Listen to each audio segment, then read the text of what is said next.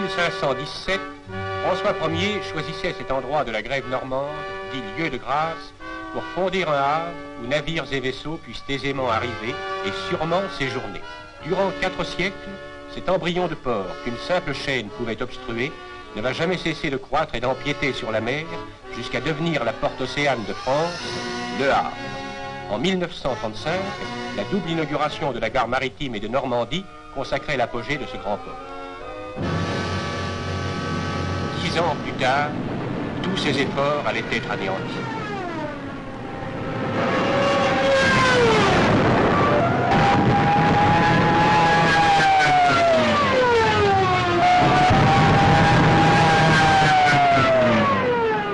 Les innombrables bombardements aériens,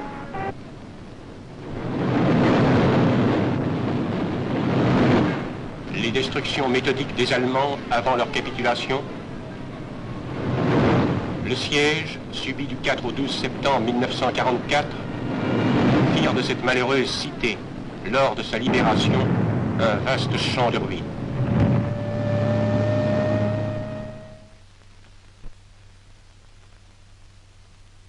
La ville neuve, comme les pittoresques quartiers du vieux port, était totalement anéantie par les bombes et les incendies. Le Havre semblait touché à mort.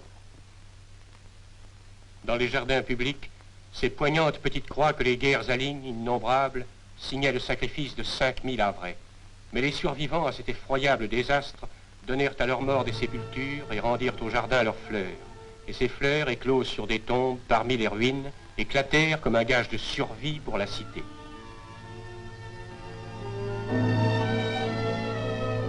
Dès le lendemain de la libération, les équipes de déblaiement se mirent au travail. 3 semaines plus tard, grâce à l'effort de la population havraise, les maisons d'habitation préservées furent consolidées, certains édifices publics et les voies principales dégagées de leurs ruines. Des matériaux, hâtivement récupérés, s'amoncelèrent sur l'immense plateforme désolée qui portait la ville moderne. Des baraques et des habitations provisoires furent montées en un temps record. Sur les ruines de l'ancienne bourse, un nouvel édifice sortit de terre en 50 jours. Les 35 000 sinistrés totaux de la ville furent relogés tant bien que mal dans des camps abandonnés par les troupes alliées, dans des caves, des blocos et enfin dans ces constructions provisoires.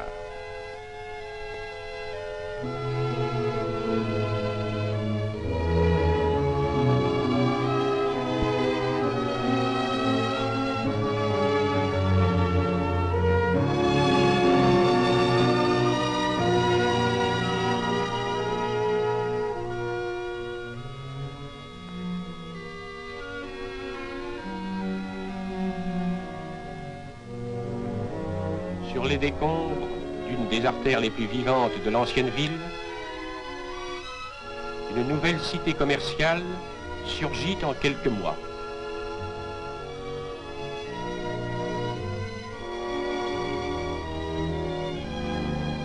La municipalité, l'entraide française et la Croix-Rouge vinrent au secours des innombrables détresses dans la ville et jusque dans les forêts avoisinantes, où des villages s'improvisèrent rapidement.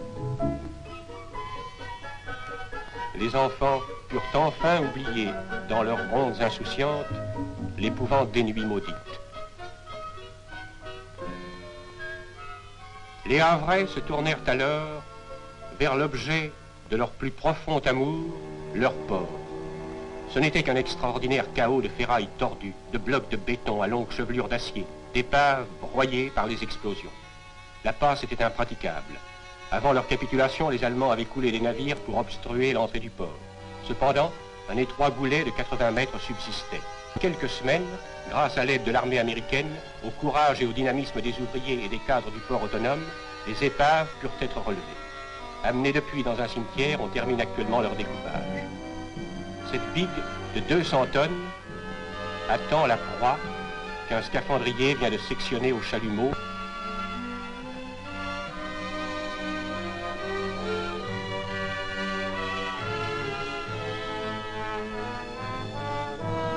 Pendant que ses compagnons le délivrent, tel un chevalier de sa lourde armure,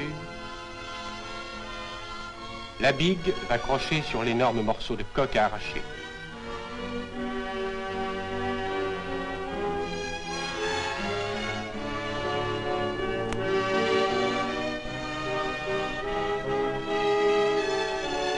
Les câbles se tendent et le scaphandrier satisfait peut voir le bloc de ferraille de 180 tonnes qu'il a tranché se balancer dans l'air avant d'être déposé sur un pont.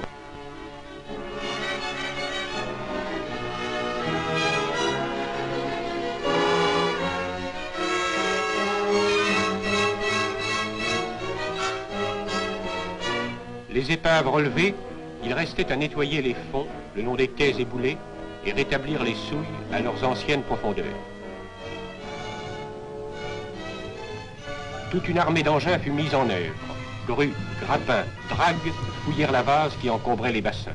Actuellement encore, ce crapaud géant, à chaque plongée de benne, enlève 10 tonnes de sable et de vase.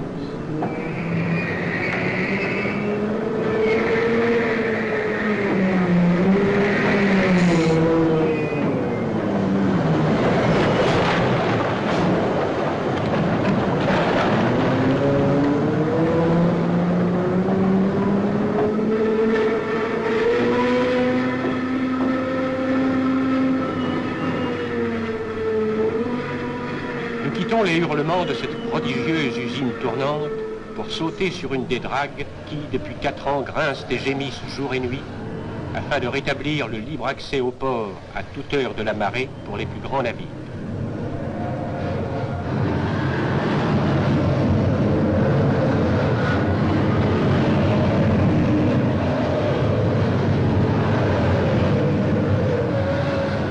Le pénible travail de ces rudes hommes est souvent rendu dangereux par l'apparition soudaine dans un godet du nez pointu d'une bombe.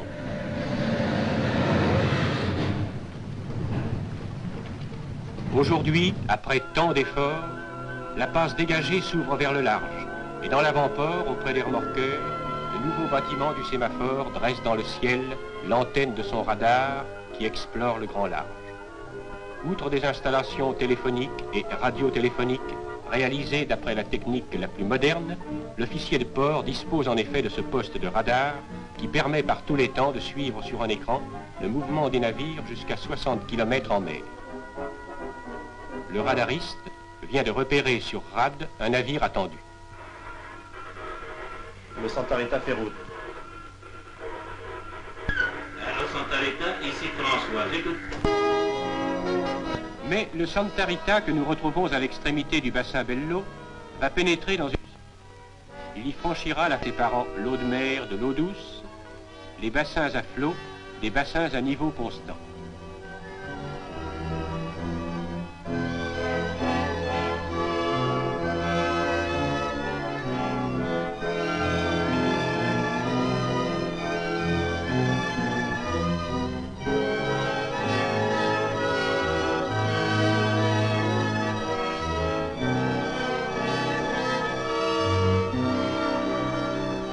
De l'autre côté de ce pont, le bassin Vétillard semble concentrer tout le trafic. C'est en effet le cœur actuel du port. D'immenses hangars s'étendent le long de ses quais.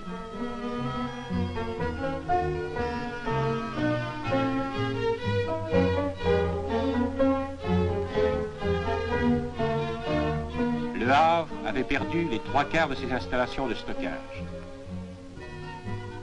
Sévèrement endommagé, le fameux hangar au coton, le plus grand du monde, est reconstruit. Sa superficie est de 6 hectares.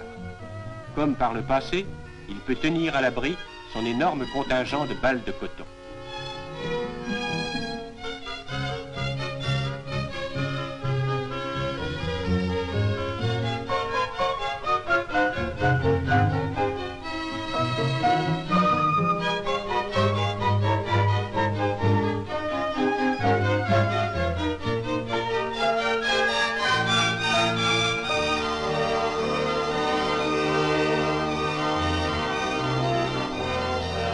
À bâbord, ce bateau blanc au profil de yacht vient livrer sa cargaison de bananes. Une partie sera directement chargée dans des wagons, le reste entreposé dans les nouveaux docks frigorifiques.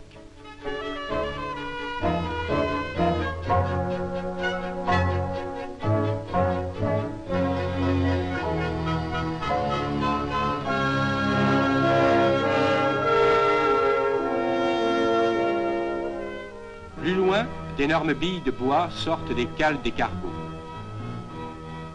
Le Havre a repris pour l'importation des bois coloniaux sa place d'avant-guerre, la première en Europe.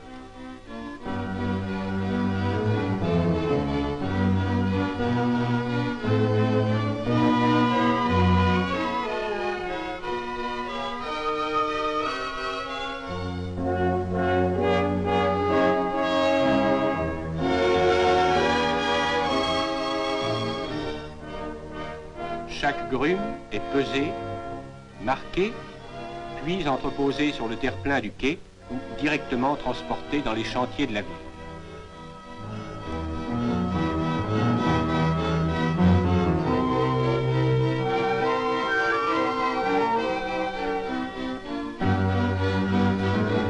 Ces forêts empilées offrent un choix extraordinaire d'essences précieuses dont la gamme s'étend sur plus de 300 variétés.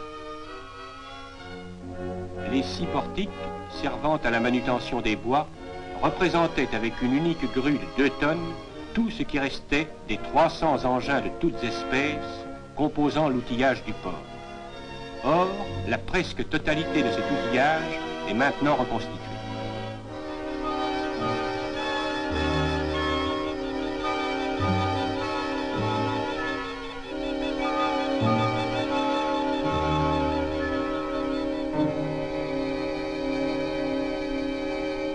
Mais le Santa Rita nous entraîne plus loin pour découvrir d'autres navires débarquant ce que l'on nomme les produits divers. Café, sucre, rhum, farine, céréales, viande, latex, produits chimiques, métaux, tracteurs. La simple énumération serait interminable. Ces énormes caisses contiennent des machines-outils. Toutes ces marchandises représentent un trafic pour l'année 1948 de 2 millions de tonnes.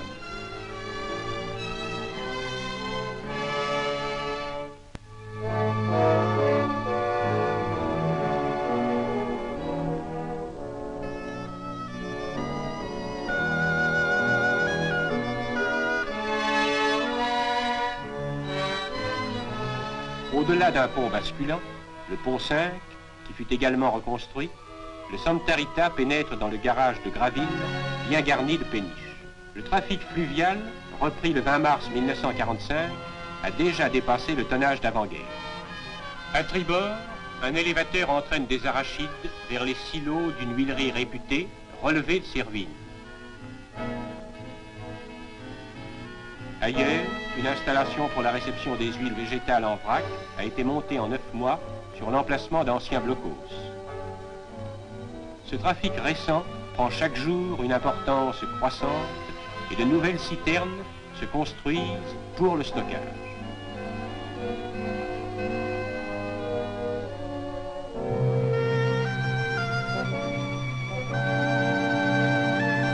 Engagé dans le canal de Tancarville, le Santa Rita va toucher au quai du Rhin.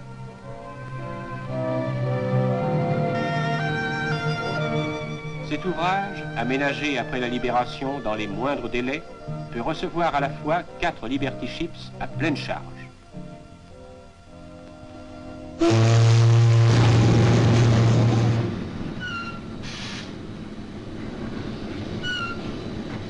Son équipement le spécialise dans la manutention des ponts des rues.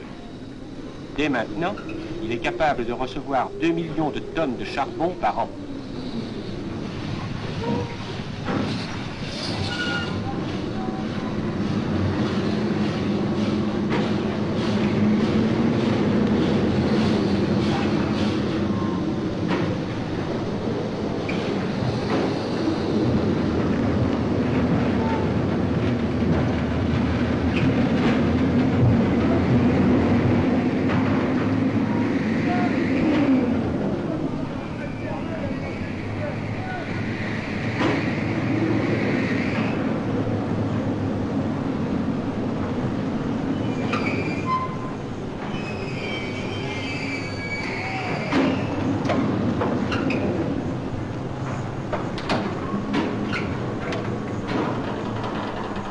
La cargaison des navires est déchargée simultanément dans des wagons par les puissantes grues de 15 tonnes du quai et dans des péniches par les engins de manutention du bord.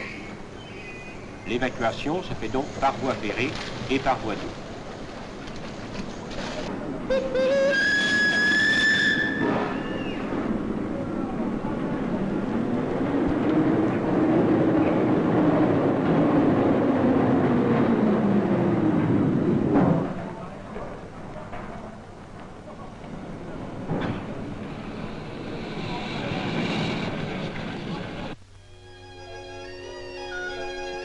Sur le canal de Tancarville, nous avons suivi ce train de péniche jusqu'en Basse-Seine pour visiter une usine géante. Incendiée en 1940, cette raffinerie de produits pétroliers a dépassé en 3 ans sa capacité de production d'avant-guerre.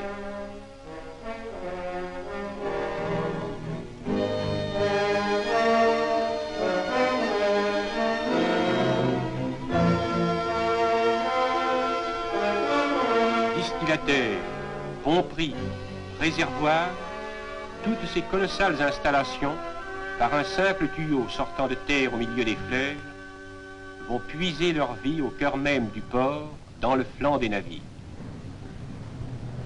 Le Havre est redevenu sans conteste le port pétrolier le plus important et le mieux équipé de France. Sur des terre-pleins jadis hérissés de blocos, les concessionnaires ont réalisé une des plus grandes bases de réception des pétroles bruts et des produits raffinés.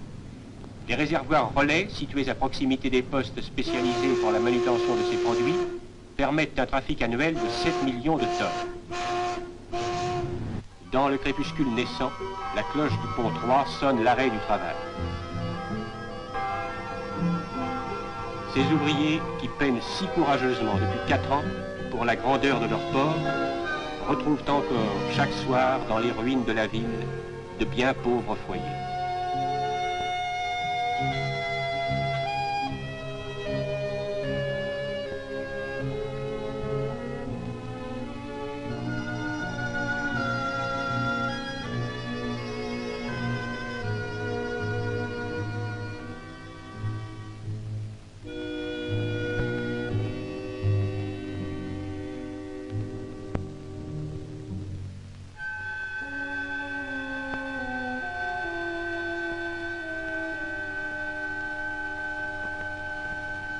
Des misérables baraques du camp François Ier, une ville nouvelle sort de terre.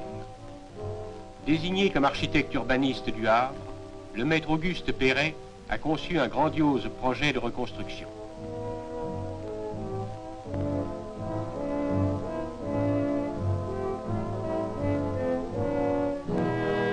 Sur l'immense plateforme, jadis encombrée de ruines, de larges avenues tracent l'épure de la future cité. Au début de la nouvelle rue de Paris, 4 blocs de bâtiments dressent dans le ciel leurs 10 étages de façade.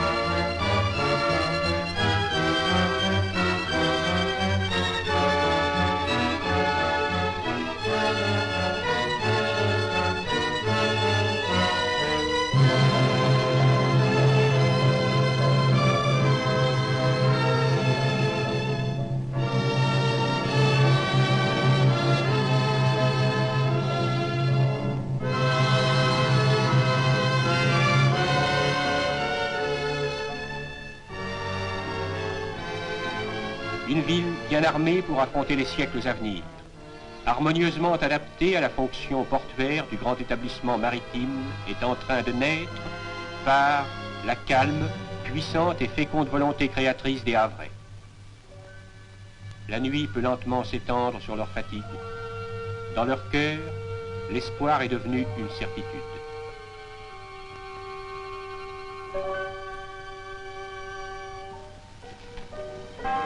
Chaque nouvelle aurore apportera un nouveau signe de gloire pour le port et du travail à ces milliers de dockers appelés par la cloche d'embauche sur la place Léon Carrier.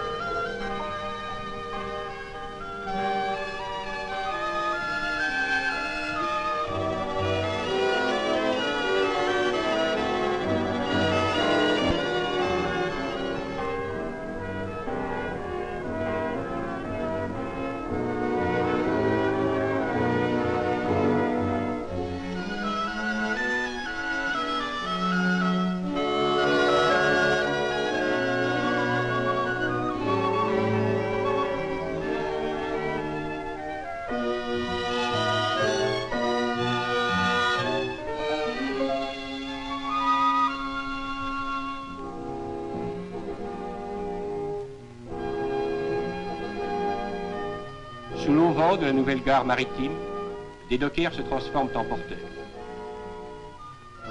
Comme avant-guerre, les grands liners de l'Atlantique Nord sont revenus au Havre.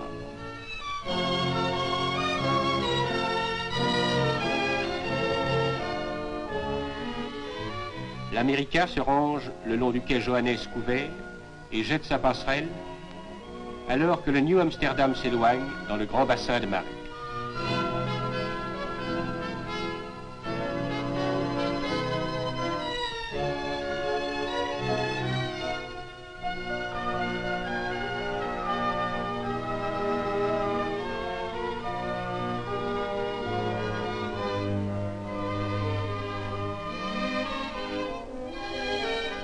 Notre-de-Grâce est aussi revenu.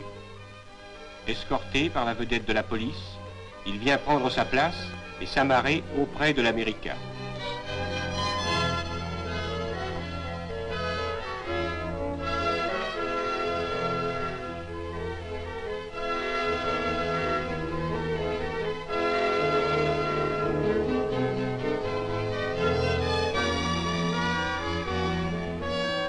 On peut voir ces deux grands paquebots accostés simultanément devant la nouvelle gare maritime.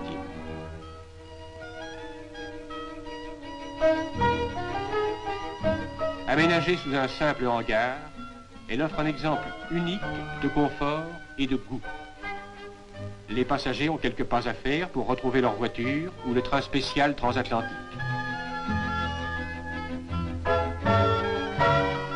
Dans le vaste hall qui suit la salle des douanes, il dispose de toutes les facilités désirables.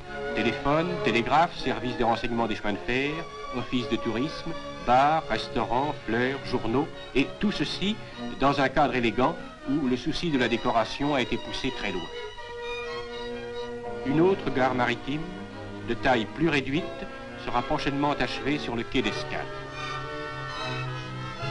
Et toujours dans l'avant-port, au quai de Southampton, le terminus de la ligne Havre-Southampton a reçu des aménagements confortables.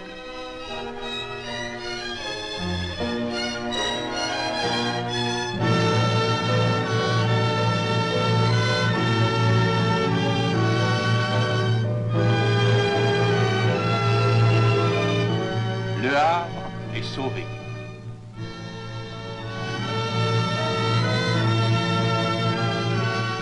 Les artisans de cette étonnante renaissance peuvent suivre avec amour et fierté le départ de Notre-de-Grâce.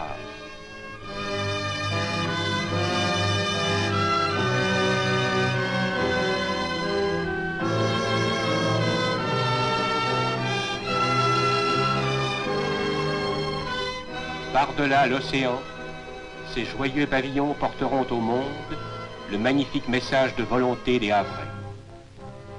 Bon voyage de grâce.